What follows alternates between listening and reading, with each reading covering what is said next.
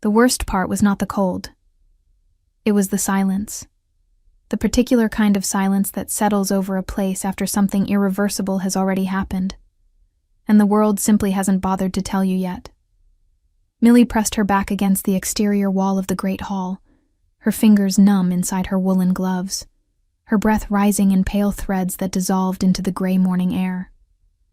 Snow had fallen through the night, thick and indifferent, and it blanketed the stone courtyard of Ashvale Pack in a way that made everything look clean. Unbothered, like nothing underneath it was rotting. She had been standing there for nearly an hour. She knew, because she had counted the bells from the chapel tower, 2 of them, low and unhurried, and still she could not make herself move away from the wall or toward the door. Her feet had gone past cold and into something closer to wood. Her gray wool cloak, the one her mother had stitched for her the winter before she died, had soaked through at the shoulders where the snow came sideways off the eaves.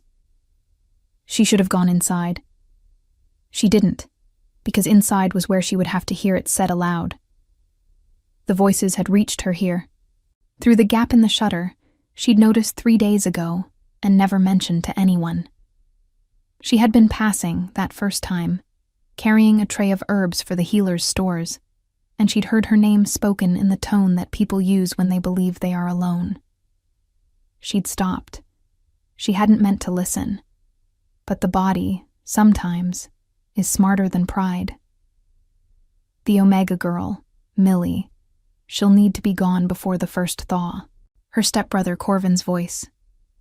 She had recognized it the way you recognize the smell of something that has been wrong for a long time, but that you kept telling yourself was fine. And if she refuses? That was Sella, Corvin's mate. Her voice was always pleasant, the way the surface of still water is pleasant. Right before you notice there's nothing living underneath it. She won't. She has nowhere to go. I've already sent word to Lord Fenwick that her portion of the estate is contested. By the time his council reviews it, the deed will carry only my name. A pause. The fire crackling somewhere inside. Then Sella again, quieter. And if she goes to the AlphaKing's border posts, she could claim sanctuary, an Omega without a pack. Let her try.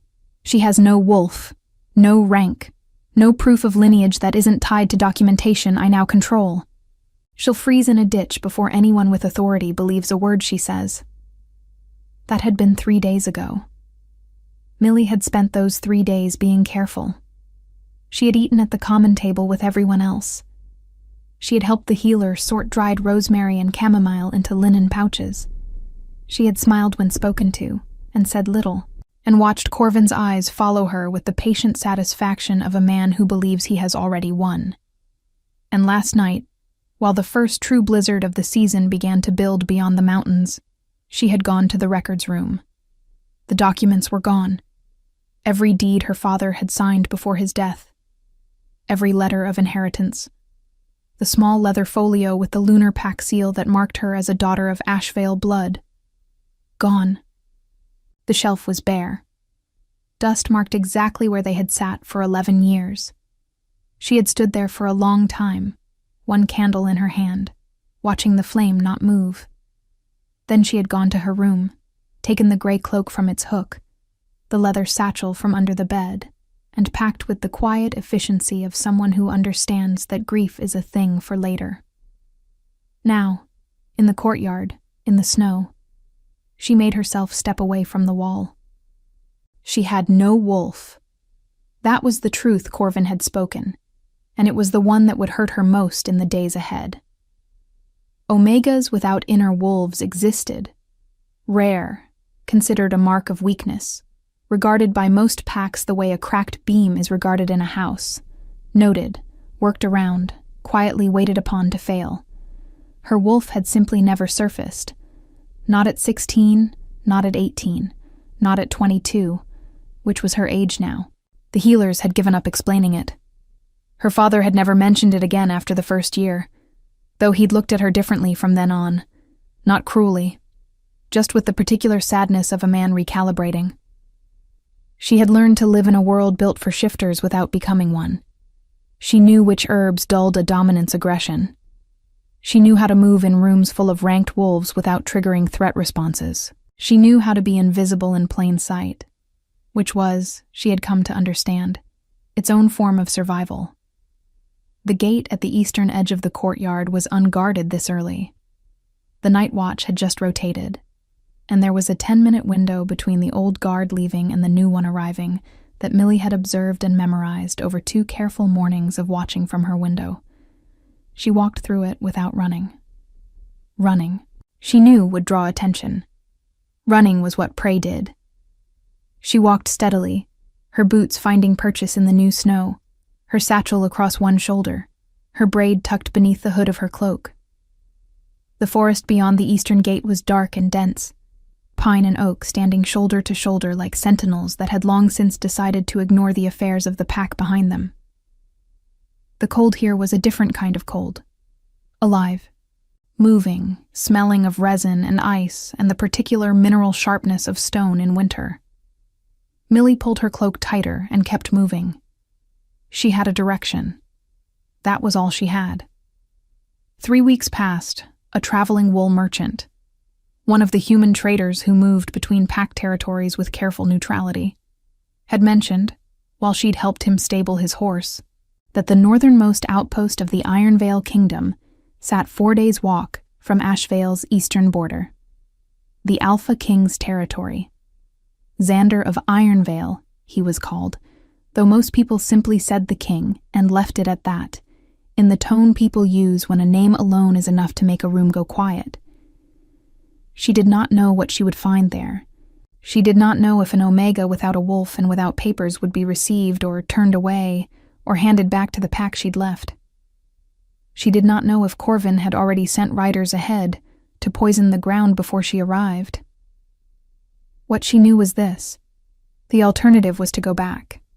And she had seen, in the bare shelf where her father's documents used to be, exactly what going back meant. The snow began falling again around mid-morning, steady, purposeful, the kind that doesn't ask permission. The trees gave some shelter, but the wind found every gap in her cloak, and by the time the light shifted from gray to the particular amber gray of a heavy afternoon sky, Millie's feet were no longer painful. They had gone past pain. That was when she heard the structure. Not a sound exactly, a shape against the white. The sharp corner of a roofline where nature didn't make corners. A cabin, half sunk into the hillside, nearly invisible under its burden of snow. No smoke from the chimney, no sign of recent passage in the drifts around the door. She pushed the door open. Inside, cold, but sheltered. A stone hearth, a stack of split wood beside it, a rough-hewn table, 2 stools, a cot frame against the far wall with a folded woolen blanket on it. The smell of old ash and pine resin and something else. Something she couldn't name. Something deep and dark and wild that didn't belong to the cold or the wood or the stillness. She was too exhausted to think about what it meant. She built the fire badly at first, her fingers refusing to cooperate. But she had helped the healer long enough to know how to coax a flame from reluctant tinder. When the fire finally caught, she sat down on the stone hearth apron and pressed her hands toward it and let herself shake. Outside, the blizzard arrived. Not the polite, early snowfall of the morning. The real thing. The sound of it was immense. A deep, sustained roar that made the cabin walls shudder and press snow against the single shuttered window until the frame groaned. The fire she'd lit was the only reason the temperature inside didn't plummet.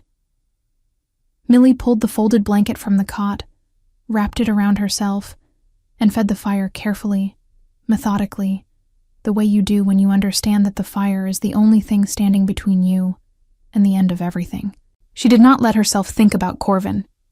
She did not let herself think about the empty shelf, or her father's seal, or the expression on Sella's face in the moments when Sella forgot to keep it pleasant. She thought about wood, about the size of the remaining stack, about how long a fire this size would need to eat through each piece, and how many pieces there were, and how long the storm might last. That was how she fell asleep, calculating survival, one log at a time. She did not hear the door open. She did not hear the boots on the stone floor, or the pause that followed, long and still and weighted with something she would only understand later.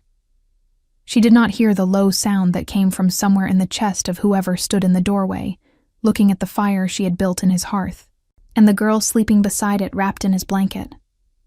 She heard none of it. But somewhere beneath sleep, in the part of her that had survived by staying alert, even when the rest of her had given up, something noticed. Something went quiet. And then, for the first time in 3 days, stopped being afraid. Millie woke to the smell of broth. Not the thin, over-salted kind that the Asheville kitchens produced in winter when the stores were running low. This was something richer, bone-deep, with thyme and something smoky underneath, the kind of smell that the body responds to before the mind catches up. Her stomach tightened with a want so immediate it almost embarrassed her. Then she remembered where she was, and her eyes opened. The cabin was warmer than it had any right to be. The fire had been built up considerably since she'd fallen asleep. The logs stacked with the efficiency of someone who'd done it 10,000 times, the flame steady and low and orange gold. The single window was dark. Night then, or the storm still swallowing all available light. The roaring had quieted to a sustained pressure, wind pushing against the walls with a kind of rhythmic insistence that had almost become ordinary. She sat up. He was at the table. She hadn't heard him sit. She hadn't heard anything, which was, she would think later, remarkable for a man his size. He was facing partly away from her, a clay bowl in front of him, a second bowl already set at the opposite side of the table with the kind of deliberateness that suggested it had been placed there on purpose and some time ago. He had removed his outer fur mantle. It hung on the hook beside the door, still shedding melt, but he wore a black leather jerkin crossed with heavy buckled straps, bracers at his forearms, dark trousers tucked into boots that had tracked snow across the stone floor in a path she could follow from the door to where he sat. His hair was black, worn in long braids that fell past his shoulders. The fire caught the edges of them. He had the kind of stillness that doesn't come from calm so much as from absolute control. The stillness of something very powerful that has decided for the moment not to move. He hadn't looked at her yet. Or rather, she understood, with the particular instinct she'd developed over years of navigating ranked wolves. He was allowing her to look at him first, giving her that. The time to assess, to orient, to decide whether to bolt for the door. She assessed. He was dominant. She didn't need a wolf of her own to feel that. It came off him in waves, steady and dense like heat from a banked forge. Not aggressive, just present. The kind of dominance that doesn't need to announce itself because everything in the room already knows. The scar. A thin line, pale against the dark stubble at his jaw, running from just below his left cheekbone toward his chin. Old. His eyes, when he finally turned his head to look at her, were the particular blue of deep winter sky, not pale, not soft. Clear and direct, and entirely without performance. He said, "You built the fire." It wasn't a question, but it wasn't an accusation either. His voice was low and even, the kind that doesn't rise and doesn't rush. Millie's first instinct was to apologize. She had lived long enough in Asheville to know that an unranked Omega entering a dominant space uninvited was, at minimum, a serious breach. One that ranked wolves had every right to respond to harshly. The apology sat ready on her tongue. She swallowed it. "The door wasn't barred," she said instead. "The storm was building. I fed the fire and I didn't touch anything else." A pause. He looked at her with the same unhurried attention he might give a page of maps. "You kept it from going out," he said. "The wood I'd left wasn't enough to last the storm. You added from the back stack." She'd found it under a canvas behind the cot. "Yes," she said. Then you're welcome to the broth." He turned back to his bowl with no further ceremony, and Millie sat very still for a moment, trying to determine if she was safe. Every instinct she had, and she had learned to trust them in the absence of a wolf to trust, said that the threat level in this room was not what she'd feared. The man had come in from a blizzard, found a stranger sleeping at his hearth, and set a second bowl out. That was not the behavior of someone who intended harm. She stood, slowly, keeping the blanket around her shoulders, and crossed to the table. The second stool scraped against stone as she pulled it out. She sat. The bowl in front of her was steaming gently. "I'm Millie," she said, because it seemed like the least she could offer. He glanced at her. Something in his expression shifted. Not quite surprise, but a form of attention. "Xander," he said. "No title, no pack name, no rank declaration," which any dominant meeting a stranger for the first time in his own territory would ordinarily offer, partly as courtesy and partly as warning. She filed the absence away without commenting on it. She drank the broth. It was extraordinary, and she hated how much comfort it gave her, because comfort felt dangerous when she didn't yet know where she stood. "You came from the Eastern Territory," he said, after a while. Not a question again. She looked up. "Your boots," he said. "The clay soil under the snow near Ashvale's eastern tree line has a particular rust color. It's on your soles." She looked down. He was right. The dried mud caked into the stitching of her boots was, in the firelight, distinctly reddish. "Yes," she said carefully. "Alone. No escort. In the beginning of a storm that the Ridgehawks were signaling since dawn." He wasn't looking at her. He was looking at his bowl. "You weren't caught out by the weather. You left knowing it was coming." The accuracy of it landed on her chest like a stone. "Is that your way of asking why?" she said. "It's my way of saying you're not lost." His eyes came up then. "Whatever you're running from, you chose this direction on purpose." She held his gaze for 3 full seconds, something she'd learned most unranked wolves couldn't do with a dominant, something that had always cost her nothing, because she had no submissive wolf inside her to buckle under the weight of rank. "I had documents stolen," she said at last. "Inheritance papers. The deed to my father's estate. A man I was raised alongside has filed a false claim against the land. By the time any local council would hear an appeal, he'll have married the deed into his family line and buried the question entirely." She paused. "I was going to the Iron Vale border outpost." Something moved through his expression. Not sympathy exactly. Recognition, perhaps. "To claim sanctuary," he said. "To reach someone with the authority to hear a case that a pack council won't." The fire shifted, and a log broke apart softly, sending a brief cascade of orange sparks up the throat of the chimney. The wind pushed at the walls. Outside, the blizzard had settled into its long, implacable business. Xander set his spoon down. "Iron Vale's northern outpost is 3 days from here in clear weather," he said. "In this storm, 4, perhaps 5. The passes will be blocked until the wind turns." Millie absorbed this. "How long will the storm last?" 2 days, maybe 3. 2 or 3 days. She looked at the fire. She looked at the stack of wood, rebuilt now to a respectable height. She looked at the single cot against the wall, and the blanket she was still wearing.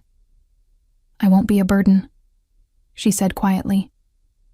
"I can manage the fire through the night. I know which herbs reduce fever if either of us takes cold. I can cook if there's anything to cook with." She met his eyes again.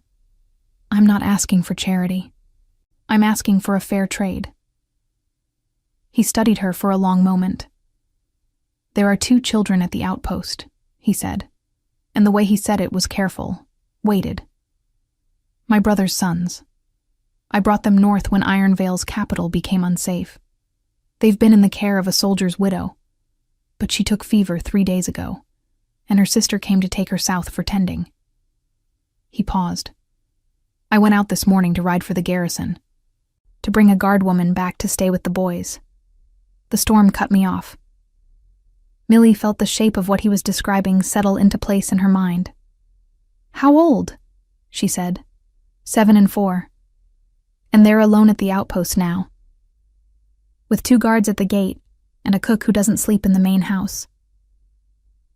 His jaw tightened slightly, the only outward sign of what that cost him to say. I cannot ride back through this. I tried. The northern pass is a whiteout. A horse would break a leg inside the first quarter mile. The silence between them was full of the things neither of them was saying yet. Millie put both hands flat on the table. She looked at them, reddened from the cold, knuckles still raw, the small burn scar on her left thumb from years of helping the healer with tallow candles. Then she looked at him. Let me stay, she said. When the storm breaks, take me to them. I'll care for the boys until you can make other arrangements. A few days, a week, if needed. She held his gaze. In exchange, I want passage to Iron Vale's seat of judgment. A letter of introduction if you have the authority to write one, and your word that you won't send word back to Ashvale of my whereabouts. His blue eyes didn't waver. You're negotiating, he said. And there was something in his tone, not mockery, not dismissal. Something that sounded very quietly like the beginning of respect. I'm offering a fair arrangement, she said. I have nothing else to offer, so I'm offering what I have. The fire breathed. The storm pressed. Somewhere in the wall, a timber settled with a low groan. Xander picked up his spoon again. The boys' names are Edmund and Pip, he said. Edmund is the elder. He doesn't sleep well. Pip is afraid of the dark, but he won't say so. Millie exhaled, very slowly. I'll remember that, she said. The storm broke on the second morning, the way storms sometimes do. Not gradually, but all at once, as if the sky had simply decided it was finished and moved on to other business. Millie was already awake when the wind stopped. She had slept on the cot, wrapped in the wool blanket, and Xander had taken the floor beside the hearth with his fur mantle, and the particular stillness of a man who had slept in worse places and found no reason to complain about it. She had woken twice in the night to feed the fire, and both times he had been exactly as she'd left him, motionless, breathing slowly, present even in sleep in a way that felt less like vulnerability and more like a choice. She had not let herself think too much about that. Now she laced her boots in the thin gray light coming through the shutter gaps and listened to the silence outside. True silence this time. Not the muffled roar of the blizzard, but the deep, still quiet of a world buried under fresh snow, holding its breath. Xander was already standing at the door when she straightened. "Can the horse manage it?" she asked. "There's only one horse," he said, pulling on his fur mantle. "You'll ride behind." She nearly said she could walk. She stopped herself because it would have been pride talking, and pride was a luxury she had already decided to set aside for the duration of whatever this was. The horse was a dark gray stallion stabled in a lean-to built against the cabin's rear wall. Large, calm, with the kind of patient intelligence that good war horses develop over years of carrying dangerous men into uncertain places. He accepted Millie's hand at his nose without drama. She mounted behind Xander, settled her satchel across her lap, and they moved into the white. The forest had been transformed. Every branch carried its weight of snow with a kind of quiet extravagance, and the light that came through was silver blue and soft, the sort of light that makes everything look like it belongs to a different, slower world. The stallion picked his way with care, and Xander guided him without apparent effort, reading the terrain under the snow the way Millie read the healer's dried herb bundles, by long familiarity and something close to instinct. They didn't speak much. She found she didn't mind. The outpost emerged from the tree line in the early afternoon, a long, low stone building, solidly built, with a watchtower at its northern corner and a gate flanked by 2 guards in iron veil colors. Deep gray and iron black, a wolf's head crest on their tabards. They straightened when they saw the horse. They went rigid when they saw who was on it.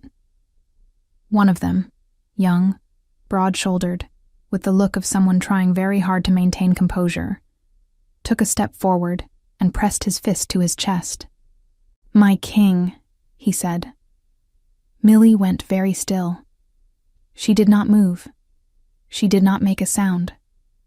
She sat behind him on the horse and felt the shape of the last 2 days rearrange itself around this new information with a slowness that was almost dreamlike, as if her mind was insisting on reassembling every detail before it allowed her to react.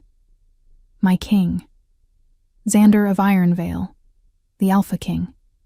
She had negotiated with him over a clay bowl of broth. She had told him to not send word to Ashvale.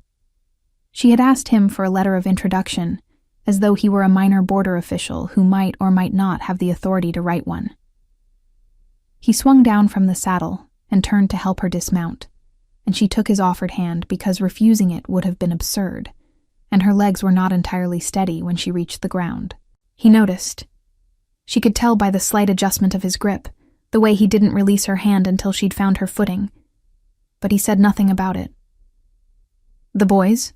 he said to the guard. "Inside, my king. The cook has them. Edmund has been asking for you since yesterday morning." The guard's eyes moved briefly to Millie, careful and neutral. "Shall I?" "She's a guest," Xander said simply. "See that a room is prepared." Inside, the outpost smelled of pine smoke and beeswax, and the particular warm bread smell of a kitchen fire that had been going all day. The main hall was modest by royal standards. Stone floor, heavy timber ceiling, a long table, iron candle holders, maps pinned to a wooden frame along one wall with small lead weights at their corners. Functional. The home of someone who doesn't spend time in a place for comfort, but who ensures the things that matter are properly maintained. The smaller of the 2 boys found them before they reached the inner hall. He came around the corner at a run, skidded on the stone floor, caught himself on the doorframe, and stared at Xander with the particular expression of a 4-year-old who has been frightened for a long time and is trying very hard to look as though he hasn't been. Pip. He had his uncle's dark hair, but his eyes were brown and wide and currently glistening in the way that precedes tears in children who have decided they are too old to cry. Xander crouched in front of him immediately, which surprised her. The fluid, unself-conscious way he dropped to the child's level, no hesitation, no ceremony. "I'm here," he said, simply, completely. Pip's face crumpled for exactly 1 second before he pulled it back together with a visible effort that was, somehow, the most heartbreaking thing Millie had seen in days. He nodded once, very seriously. Then his gaze moved to Millie. Children looked at her differently than adults did. Adults saw an Omega without a wolf and made a series of rapid calculations. Children just looked, open and direct, reading things that adults had long since trained themselves not to notice. "Who is she?" Pip said. "Her name is Millie," Xander said. "She's going to stay for a while." Pip considered this with the gravity of someone making an important decision. Then, "Can she make porridge?" Millie crouched down to his level without thinking about it. "I can make porridge," she said. "I can also make honey bread, if there's honey in the kitchen." Pip's expression shifted into something cautiously hopeful. Edmund appeared in the doorway behind his brother.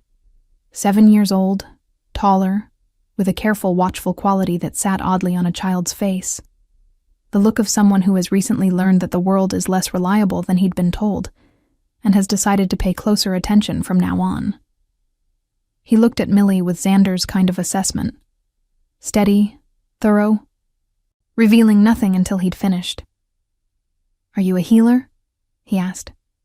"I've trained with one," she said honestly. "I'm not a healer myself, but I know a good deal." He nodded once. Apparently that was sufficient. She settled in over the following days with the quiet efficiency that had always been her best survival tool. The room they gave her was small, but clean. A narrow bed, a washstand, a window that looked out over the snow-covered yard and the tree line beyond.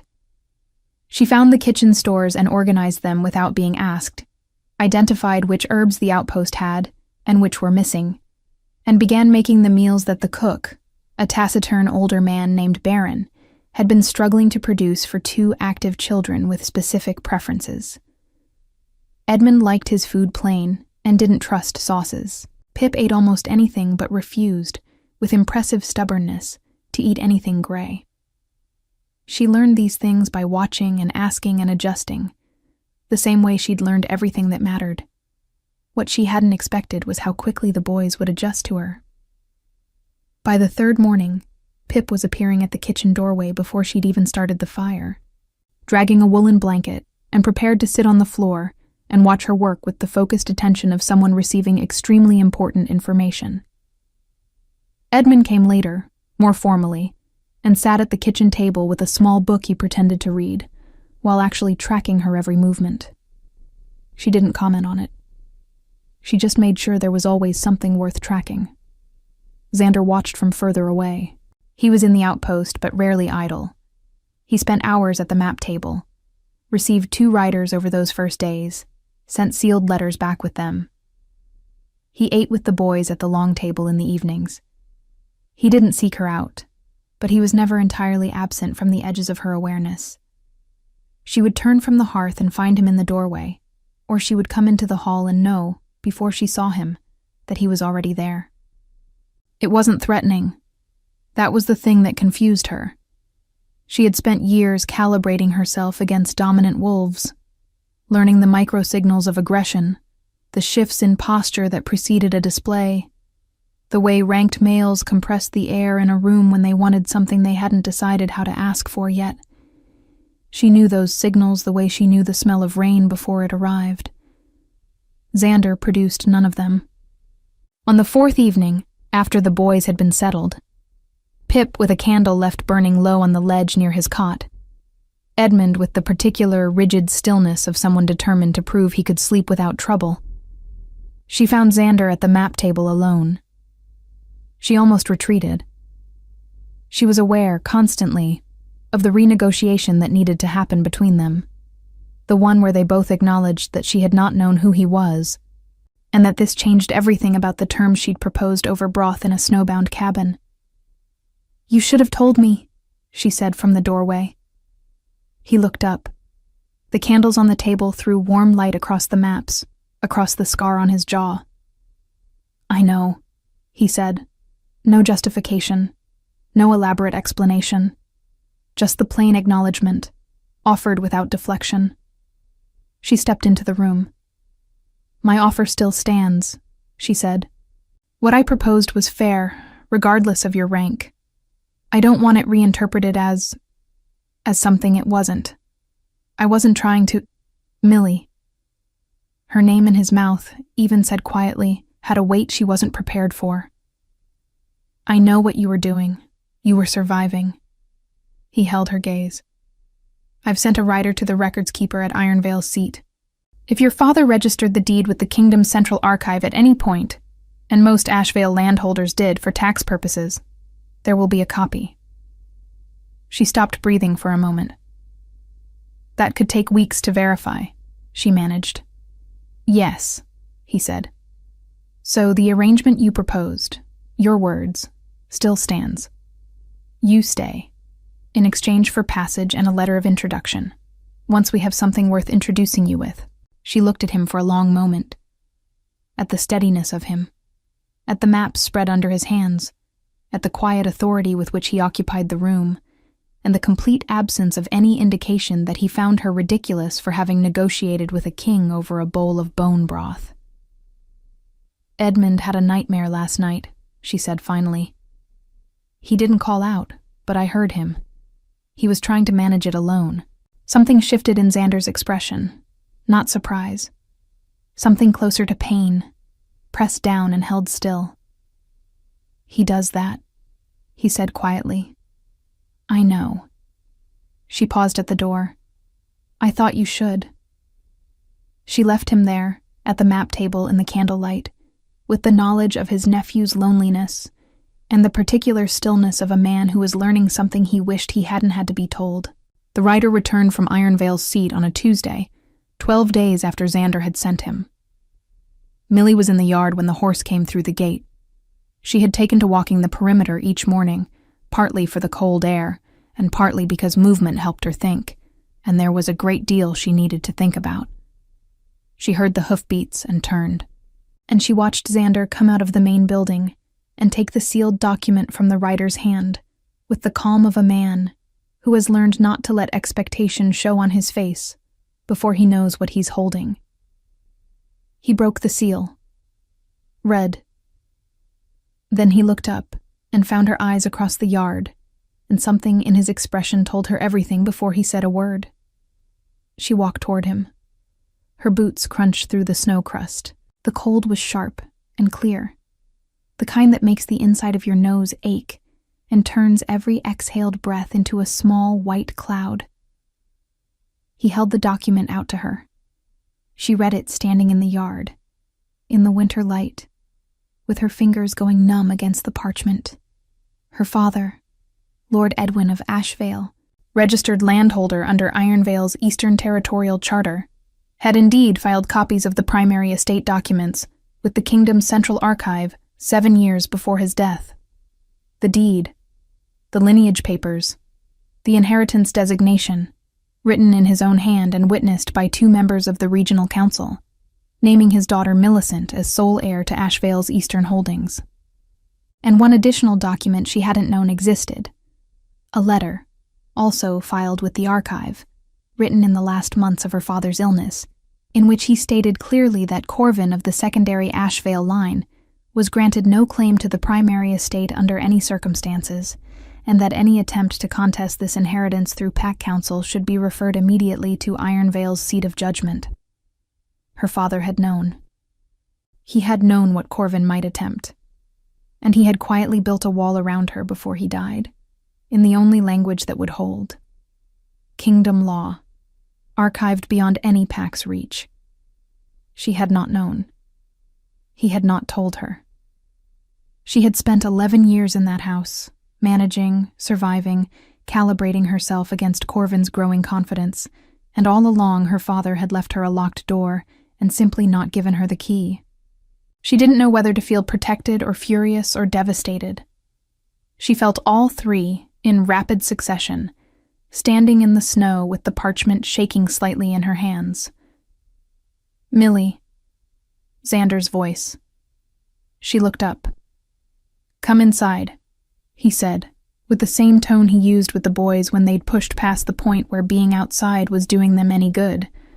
She followed him in. He put her in the chair nearest the hall fire and brought her a cup of something hot.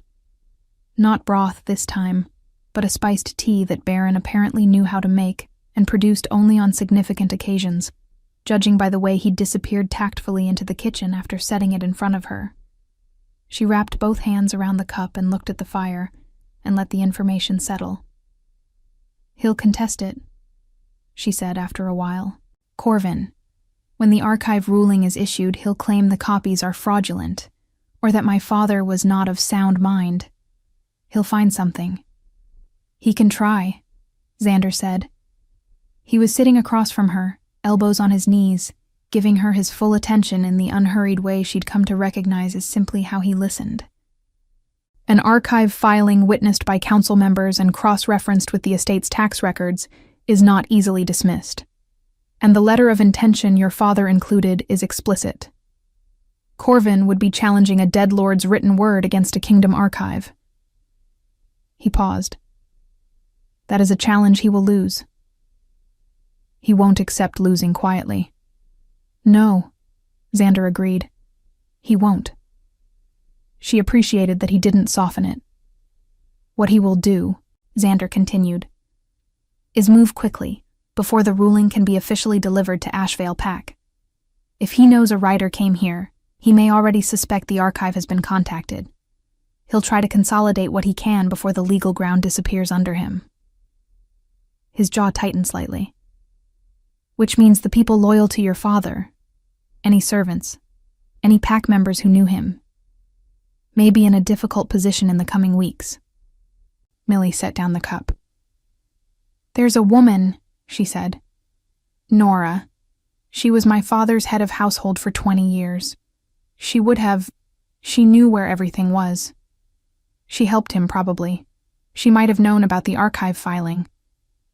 A cold certainty was settling in her chest. If Corvin suspects she helped him, or that she'd testify to what she knew. I'll send a writer to Asheville, Xander said, with a royal summons. Any individual named in connection with a Kingdom Archive case can be called to Ironvale's seat as a witness. It gives them legal standing to leave, and it gives Corvin no grounds to detain them. He looked at her steadily. Is there anyone else? She thought of the healer, of old Petter, who had managed the estate stables since before she was born. Of the 2 kitchen girls who had been kind to her and careful around Corvin in the particular way that people are careful around things that might bite. She gave him the names, all of them. He listened without interrupting, and when she was finished, he called one of the guards and gave quiet, precise instructions that she heard clearly and understood were already setting something in motion that Corvin, back in Asheville, could not yet see coming. That was the day she understood the difference. She had spent years watching Corvin manage the world through pressure and small cruelties and the strategic withholding of things people needed. He built his position by making others smaller. Every favor he granted was a debt he intended to collect. Every kindness was a tool. Xander used authority the way a skilled healer used a blade, precisely, only where necessary, with the intention of fixing something rather than simply demonstrating that he could cut. The distinction settled into her bones and stayed there. Over the following days, the outpost took on the quality of something almost ordinary. Edmund began appearing at the map table in the evenings, sitting quietly with a piece of parchment and a stick of charcoal, drawing his own maps of territories he invented with the serious creative energy of a child who has decided that cartography is a suitable occupation. Xander would correct the geography occasionally, not critically, just noting where the mountain ranges actually sat, and Edmund would absorb the correction without embarrassment and adjust. Pip had decided that Millie was his person. This had been announced, not requested. One morning when she was plaiting her hair, and he had climbed onto the bed beside her and stated it as simple fact. You're my person now. She had not known what to say, so she had said, all right. And he had nodded with satisfaction and slid off the bed to go find his breakfast. She let herself feel the weight of that, the strange, fragile warmth of being chosen by a 4-year-old with brown eyes and his uncle's stubborn self-possession, and tried not to think about what it would mean to leave. But she would leave. That was the arrangement. That had always been the arrangement. She reminded herself of this on a particularly still evening, when Xander came into the kitchen while she was sorting the herb stores, and stood in the doorway for a moment before he spoke. The formal ruling will be issued within the fortnight, he said. Once it's delivered to Asheville and to the regional council, you'll be able to return, with a royal escort, if you want one. She kept her hands moving through the dried bundles. Chamomile, rosemary, the papery silver-gray leaves of winter sage. Will Corvin be removed from the estate? She said. He'll be ordered to vacate and to surrender any documents he took. If he fails to comply, the order becomes enforceable by the kingdom's guard. He paused. You'll have your home back, Millie. She should have felt relief. She did feel relief. But it was layered over something else, something she didn't entirely want to look at directly. And if I don't want to go back? She said. She hadn't planned to say it. It arrived the way honest things sometimes do, bypassing all the careful management she'd trained herself to maintain. The silence in the kitchen was complete for a moment, filled only with the small sound of the fire and the distant voices of the boys somewhere in the main hall. She turned to face him. He was watching her with the full steadiness of his attention, which was, she had learned, something he did not give carelessly or often. "Then you don't go back," he said. "That's not—" She stopped. "The arrangement was specific. I stay, I help with the boys, in exchange for passage and legal support. I've received the legal support. I've stayed longer than the original agreement required." She pressed her hands flat against the work table. "I'm not trying to renegotiate something that wasn't— Millie." Again, her name in his voice, with that quiet weight. "I'm not holding you to a contract." "Then what are you holding me to?" He crossed the kitchen in 4 steps, not rushing, not hesitating, and stopped close enough that she had to look up to hold his gaze. Close enough that she could smell cold air and pine resin and leather, and beneath all of it something warmer, something that the part of her without a wolf couldn't name, but that every other part of her had been quietly cataloging for 12 days. "Nothing," he said. "I'm not holding you to anything." He searched her face with the same unhurried care he gave to maps and to his nephew's silences and to the decisions he made at the table where the future of a kingdom got arranged. "I'm telling you that you have a choice, a real one. Possibly for the first time."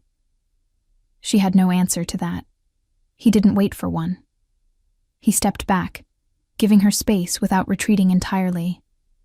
"Corvin's rider was stopped at the Eastern Pass this morning," he said, returning to a steadier register. "He was carrying a forged document, a revised version of the deed with your name removed. My border guards have him. He'll be brought to Iron Vale's seat as evidence." The line of his jaw was set and clean. Corvin made his move. He's exposed himself. The warmth that had been tentatively building in her chest rearranged itself into something colder and clearer. "I want to be there," she said, "when the ruling is delivered, when he's made to answer for it." She held Xander's gaze. "I want to stand in that room." He nodded once. "Then you'll stand in that room," he said, as if it had never been a question, as if her right to be present at the moment of her own justice was so obvious it required no debate. She turned back to the herbs before he could see her face.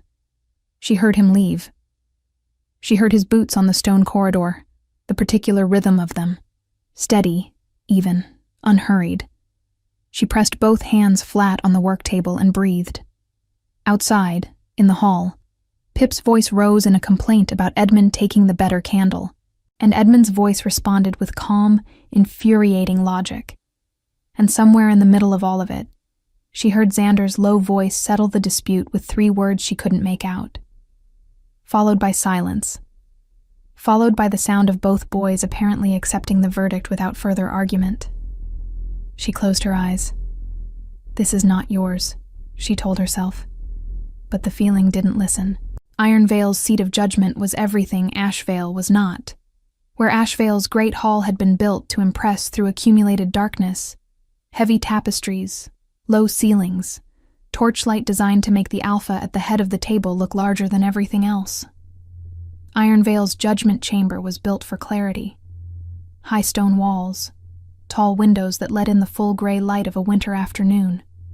A raised platform at the far end where the kingdom's chief record-keeper stood beside a reading table, and in front of it, 2 long benches for witnesses and council members, and an open floor where those being judged were required to stand without the comfort of a seat or a wall behind them.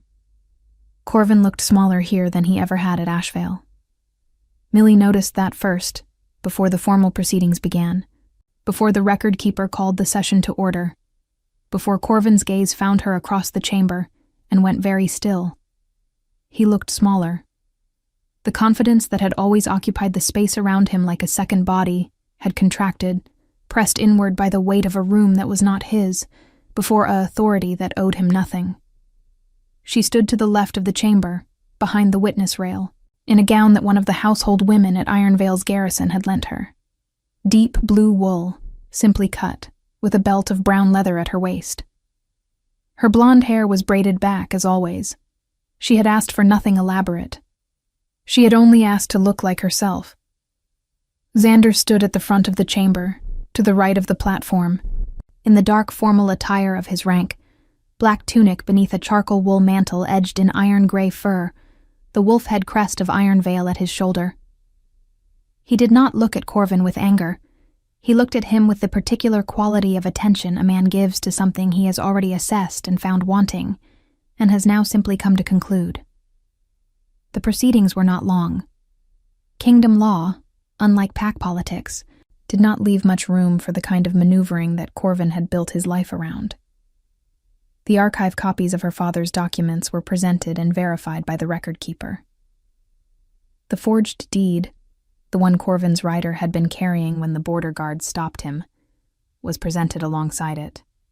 The rider himself testified briefly, under oath to the moon and the kingdom's seal, confirming who had given him the document and what he had been instructed to do with it.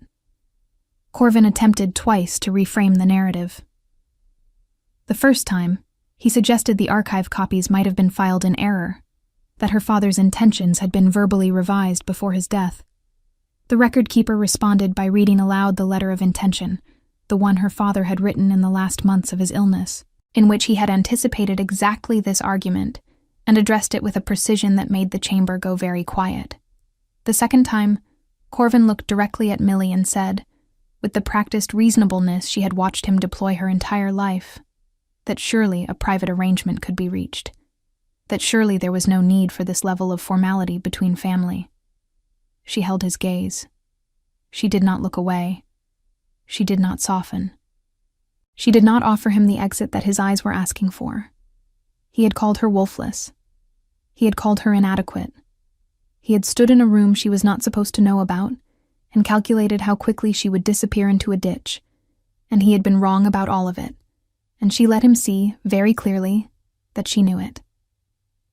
The ruling was issued within the hour. Corvin was ordered to vacate the Ashvale estate within 14 days, and to surrender all documentation he had removed from the records room. A formal notation of fraudulent intent was entered into the kingdom's register under his name, a mark that would follow him to every pack council and every land transaction he attempted for the rest of his life. He was not imprisoned. Kingdom law reserved that for violence, not forgery in land disputes. But he was finished. Every door that his father's name had opened would close, one by one, as the notation spread through the channels that ranked wolves used to determine who was trustworthy. He knew it. She watched him understand it, there in the chamber, in the gray winter light. He left without speaking to her again. Nora was already at Iron Vale's garrison when Millie came out of the judgment chamber, brought by the royal rider Xander had sent, along with old Petter and the 2 kitchen girls, all of them housed in the garrison's guest quarters and apparently being fed extremely well by Iron Vale's kitchen staff, judging by Petter's expression when she found him. Nora wept when she saw Millie, briefly and without apology, and then straightened and took both Millie's hands and said, "Your father would have been so angry that it came to this, and so proud of how you handled it."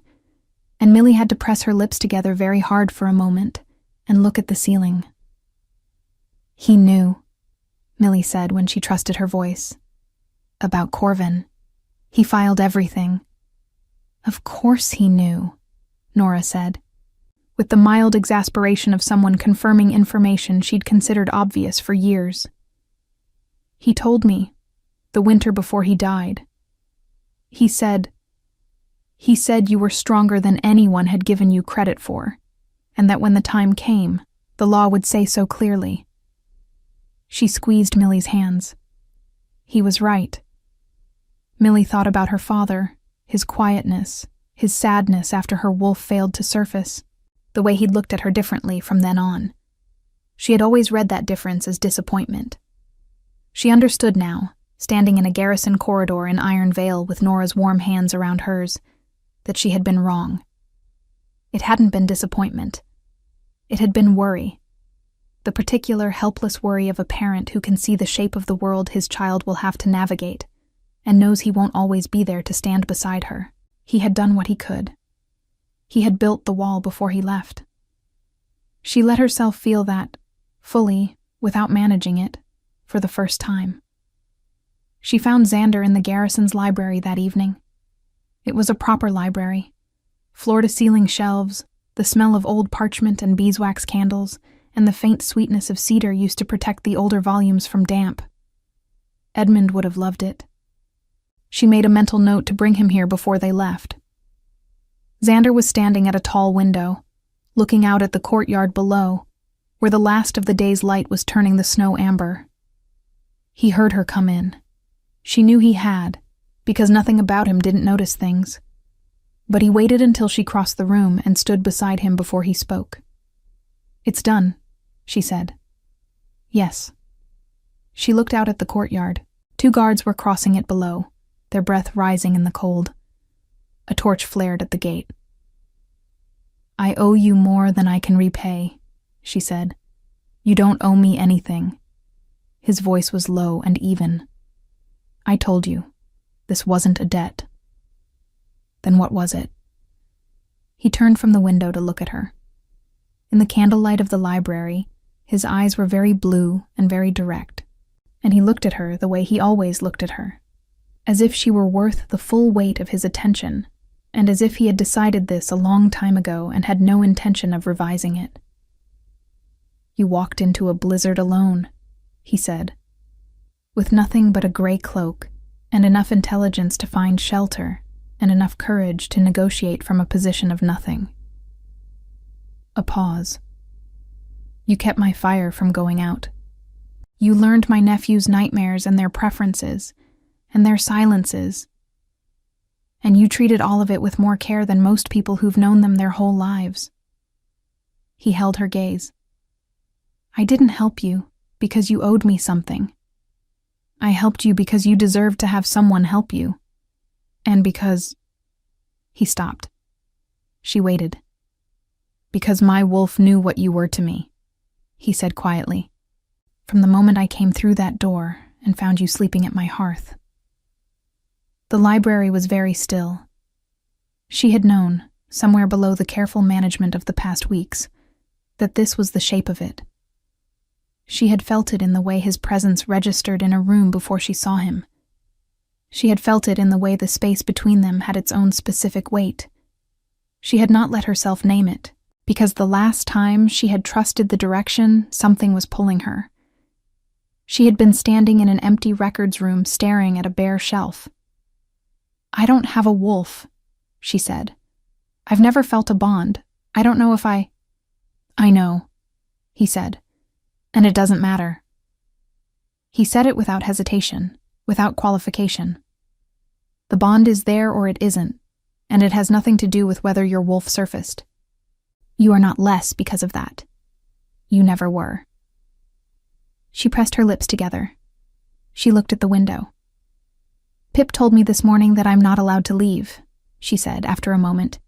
"He was very clear about it. He said Edmund agrees, but that Edmund won't say so himself." Something moved through Xander's expression, that rare, unguarded thing that appeared only at the edges of his face when he wasn't pressing it back. "Edmund does agree," he said. "He told me last night." She turned to look at him fully. "I'm not the same person I was when I walked into your cabin," she said. "No," he agreed. "I don't want to be managed or protected into smallness. I want to go back to Asheville and restore what my father built and make it worth something again. I want Nora to have her position back. I want Peter to have the stables. I want the girls from the kitchen to be paid properly. Then that's what will happen. And I don't want to be someone's Omega." She held his gaze. "I don't know what I am without a wolf, but I know I'm not nothing, and I won't be treated as nothing." "You won't be," he said. Simply, completely. The same 2 words he'd given Pip in the snow, and they carried the same absolute quality. Not a promise decorated with conditions, just a fact stated plainly, by a man who understood the difference between the 2. She reached out and took his hand. Not dramatically, just placed her fingers over his, where his hand rested on the window ledge, and left them there. He turned his hand and held hers, and they stood at the window in the candlelight, while the last of the amber faded from the snow outside, and the courtyard torches came up one by one in the dark. They married in the spring, in the garrison courtyard, under an open sky. It was not a grand ceremony. Millie had not wanted grand. She had wanted real, and real turned out to be a courtyard with torches and early apple blossom from the single tree that grew in the garrison's inner garden, and Nora weeping again at the back, and Peter standing very straight in a new coat that someone had quietly arranged for him, and Edmund watching the proceedings with the expression of someone conducting a final quality assessment and finding it satisfactory, and Pip falling asleep standing up against Edmund's shoulder halfway through, and being carried inside by one of the guards, without ever fully waking. Xander had said the night before that she could have whatever ceremony she wanted, in whatever place she chose. She had said she wanted the garrison courtyard, because it was where she'd come out of the judgment chamber and into the cold air and understood, for the first time, that she was free. He had said nothing. He had just looked at her with the full weight of his blue eyes, and nodded once. The Ashvale estate was restored before midsummer. Corvin left without resistance. The kingdom's notation had done its work, and there was nothing left for him to hold. Nora returned to the house and opened every window. Petter returned to the stables. The 2 kitchen girls received positions with proper wages, recorded and enforced under Iron Vale's Eastern Charter. Millie returned twice in that first year, once to see the restoration through, and once to stand in her father's study and sit at his desk and read for the first time the copy of his letter of intention that the archive had returned to her. His handwriting, his words, his careful, quiet love, archived 7 years before she'd needed it, waiting in the dark for exactly the moment it would matter most. She folded it and put it in the cedar box she kept on the shelf above her bed at the garrison.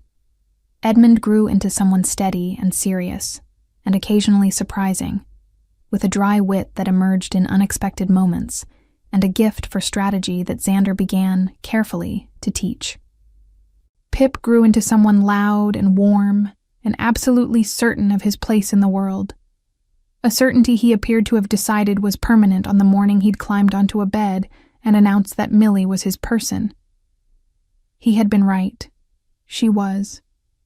And she was also, it turned out, exactly enough, without a wolf, without a rank, without anything except the gray cloak and the refusal to disappear, and the fire she had built in a stranger's hearth during a blizzard, which had kept them all warm long enough for the storm to end.